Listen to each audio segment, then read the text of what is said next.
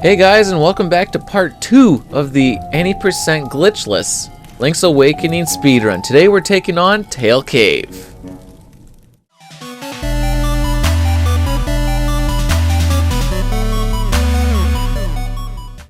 So a pretty straightforward dungeon. You're just going to walk up here. I like to kill this blob. You can walk past him, but do be sure that if you are going to walk past him and not kill him, that he doesn't latch onto you. Because they're super annoying. We're going to find them more, and I just don't like dealing with them. So here we're going to run straight to this chest here. Grab the key. This Moldorm here can get in your way. I like to slash at him once if he is. Try not to kill him. And that's mostly because if you kill this Moldorm as well as this... If you kill both Moldorms, you're actually going to spawn a treasure chest. The second one usually doesn't bother you at all, but he can get in your way. So that's why I just like to not play it risky. Kill the one, or not kill the one, just hit the one once. And hopefully the other one doesn't bother you, because then you don't have to worry about these 20 rupees that we don't need whatsoever. So we're going to head up, and if you just hold kind of, you don't have to be super close, as long as your feet are touching about the red, right in there, you're good to go. Walking in here, there's a couple of different ways. None of them really matter. It's mostly personal preference. You can go on the inside and then go over top or go underneath.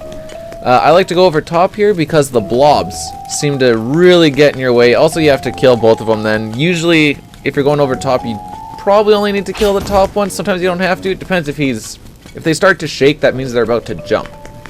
And if they're about to jump, then he's probably going to latch onto you. Then you have to start mashing buttons to get him off you. It's just unnecessary time waste.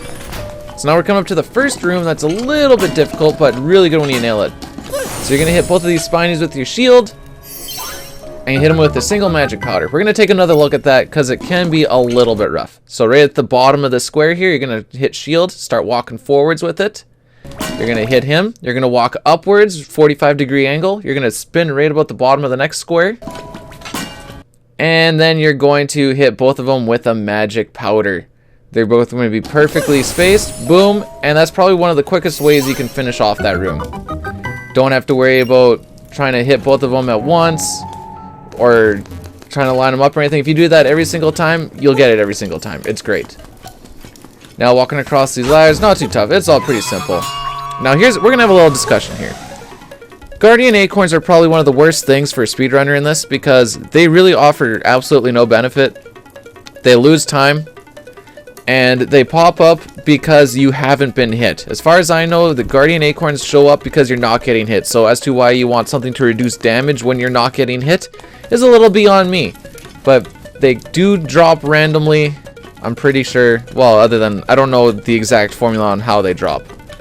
But inside this room here, you're going to want to stick to the right of the wall. So we're going to walk up, touch the right a little bit, and then as long as you head straight up, you're not going to get hit by these guys. Go and get our Rock's Feather, and here we're going to actually do our first reload, where you're just going to hit right on your controller here, just showing that if you equip right now, because we're reloading something after a save, because it saves every time you pick up a key or you pick up a new item. So you don't actually want to equip it now, because when you do the reload that we're showing here, because you're going to want to do this as fast as possible afterwards, it will actually unequip because technically you equipped it after you saved, and we're going back to just before that save.